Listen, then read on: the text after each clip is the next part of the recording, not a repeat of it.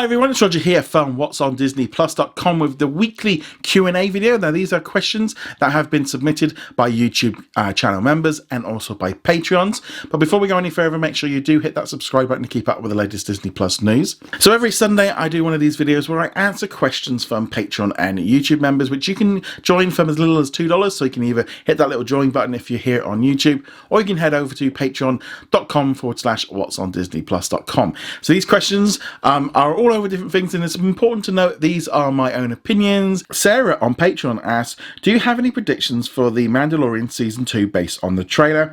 And do you think there are any Star Wars shows that I should watch to get the most out of Season 2? As for me, I'll be honest, I'm trying to, as much as possible, trying to avoid too many trailers.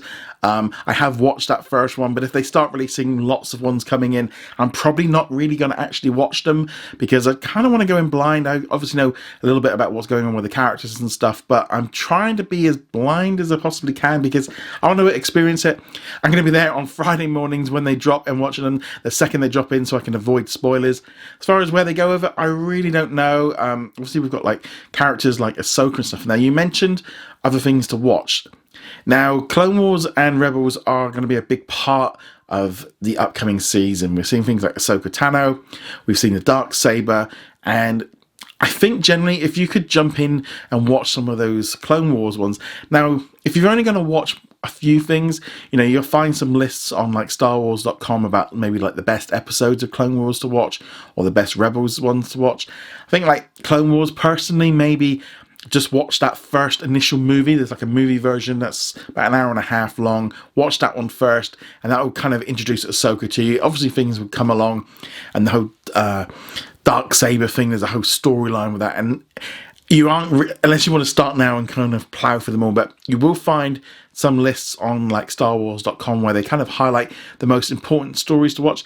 They really should kind of add a sort of a playlist area within one of the collections to kind of do this. But yeah, you probably will find that if some of the things might go over your head, but generally everything is going to be introduced kind of like for the first time really through the Mandalorian anyway. Like with the Darksaber, you don't know what it is. It doesn't really take it away, but obviously for those of us that have watched the series, we instantly got what it was. And same thing with Ahsoka.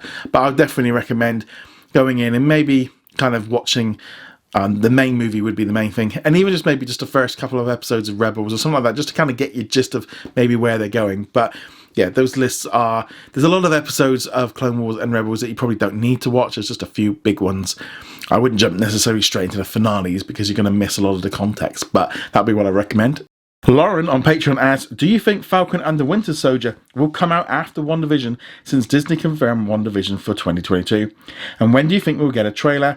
And now they have announced casting and director for She-Hulk. How soon do you think we will see this show? Okay, so as far as Falcon and the Winter Soldier go, I'm not expecting it in 2020. I'll be completely honest. They're filming it right now this past week. It's not like me where I film this and in about an hour and a half after I've done some editing, it'll be up on YouTube. This takes a lot of time. They've got to process it, they've got to edit it, and they'll be really miraculous in where they put it. I think it probably won't take as long as normal because I would have assumed they would have got as much editing as they could have done with the things they had, and they just want to add this in.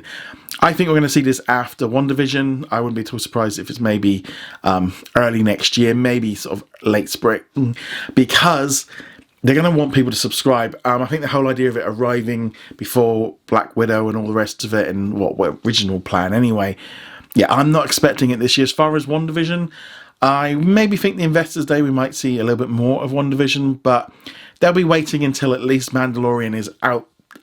At least a couple of episodes out. I can't see anything happening in the next few weeks. So if it's not coming until maybe December, it's too early. You know, they'll wait until November, maybe around the time when everybody's annual subscriptions run out, maybe around about the 12th of sort of November, maybe just before that, just to kind of hype everybody up to get make sure everyone signs up. So that's when I think that will be taking place. With regards to She-Hulk, I wouldn't expect to see it until 2022. Just being honest, I mean, whenever they start filming, you normally at least maybe a year or so away from it. If you think like now with WandaVision, if that arrives in December, they were filming that in January, February this year. So that's nearly just short of a year. So if they say they start filming it you know, in January, February, that puts it into the same line as maybe late 2021, early 22. But yeah, wouldn't expect it for a while yet. Jacob also asked on Patreon, what are your thoughts on Paramount Plus, where the traditional media players entering the streaming wars with services like Peacock, HBO Max, Paramount Plus, and Disney Plus, Star, Hulu? Which companies do you think will be the most successful in the order from most to least? So as regards to Paramount Plus, I'll be honest, I think it looks perfectly fine. We're not going to be having, I don't think, Paramount Plus just here yet. I don't know if it'll be something I subscribe to. While there's a lot of movies, there's some good shows and stuff on there, like Star Trek and stuff, but there's nothing really drawing me in. I do think Paramount Plus is much better than CBS All Access.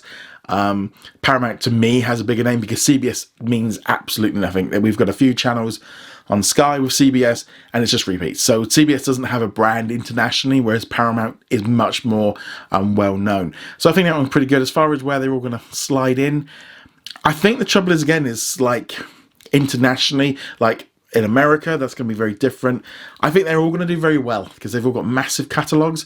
I think what you're going to see is all the smaller ones, things like Stars and I think like Crunchyroll, all those kind of things. You know, we've just seen DC Universe has just kind of closed down. That's going to become a comic one, and all the TV's being moved over to HBO Max. I think you're going to see all the smaller ones get swallowed up or lose because people are going to be, like you said, you've got to have all those different streaming platforms. Those little side ones are going to become less important because they don't have that licensing content, because everyone's going to be keeping everything. You know, before everything was being licensed out for long term, and now all the big boys are all keeping everything. As far as importance, personally for me, I would say Disney Plus, Hulu, then HBO Max, Peacock, then Paramount Plus. Jacob also asked on Patreon, it seems that Disney has not in-branded the Muppets in nearly the same manner as brand acquisitions such as Marvel and Star Wars. Why do you think this is? Since Disney Plus launched, there really hasn't been any Muppet back catalogue items added. Why might this be the case? Do you think this would change in the future? So as far as the Muppets, it's a bit of an odd one. I don't think they have that brand recognition, but at the same time, they haven't. It's not in the same region as Marvel and Star Wars, and Muppets can kind of slide into that Disney brand much easier than, say, Marvel.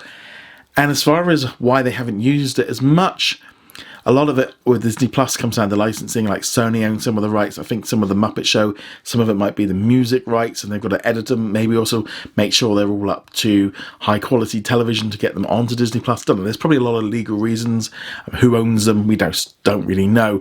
I think just Muppets as a whole, they're not on anywhere near the same league as Marvel. And yeah, I think there's just that side thing of when you think Muppets, it kind of slides into the Disney branding anyway. I don't think they really need the Muppets. I Got No Name on YouTube asked, the miraculous New York TV special airs next Saturday. Will it come to Disney Plus on the same day it airs? Honestly, I don't know. My gut says no, because it wasn't included in the September lineup. If it was, it probably would have been. They could shadow drop it on there, but it kind of seems like a big one to drop there. Usually things that arrive on the Disney Channel take a long time to arrive. We do know it's going to be coming to Disney Plus, but I would have thought they could have made a little bit more noise about it, and they haven't said it for October, so that they could do. But the fact they've been quiet about it says to me we might not be seeing it anytime soon, at least in the US. It might be much quicker in the UK and Australia, etc. I Got No Name also asked on YouTube, could new Fox movies that leave HBO come to Disney Plus after they leave, like Alita, Battle Angel, Bohemian Rhapsody, etc., which are leaving at the end of the month? This one, again, is all going to come down to contracts. I wouldn't be at all surprised if Battle Angel does come over. I think that one's a really good movie. I enjoyed watching it. I saw it on the plane when I was traveling earlier this year. Bohemian Rhapsody, it would be a really good addition to Disney Plus. I don't know whether or not they want to go in there, because it does have some adult themes. I think it's an amazing movie. I think it's really cool. But I don't know. It's really tricky because it depends what they're going to do with the 20th century kind of studio content. It depends what we're going to get at that investors event, how they're going to integrate that. So that it makes more sense for like that to go to Star. A Battle Angel definitely feels more in the family territory.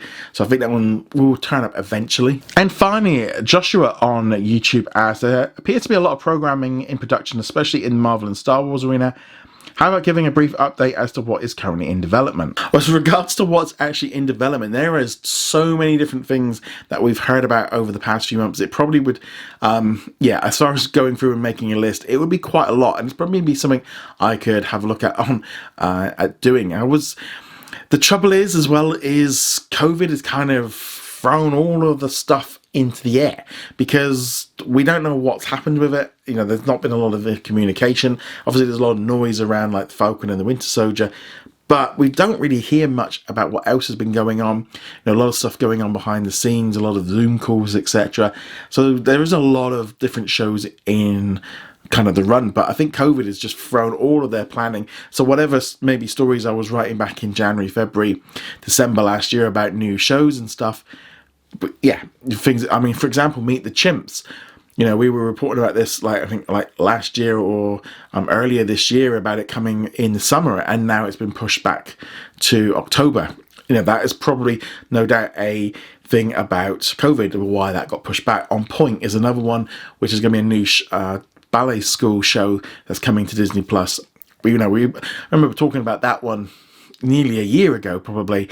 But COVID has just thrown everything into whack. So I really don't think in some ways it was a good list of something to go through and say what is eventually coming. But I don't know. I think right now so much is up in the air. And hopefully at that Investors Day event on the 7th, we will get a much clearer update on what is on track and what is, because there's a lot of things they've officially not actually announced what's going on, but nevertheless, hopefully that kind of answers some of the questions from our patrons and YouTube members. Again, you can join it by either hitting the little join button, or you can go over to patreon.com/what's on Disney Plus, and you can become a member there. So when you become a patron or a YouTube member, you do get access to some of our podcasts a little bit earlier. You also get a shout out on the weekly podcast if you're at a certain level. So I've been kind of giving everybody a shout out recently, just as a bit of a thank you. And yeah, you also get to ask questions like on for this video, along with extra content. But nevertheless, go check us out over at whatsondisneyplus.com. Like, follow, and subscribe. And I shall see you guys in another video. Laters.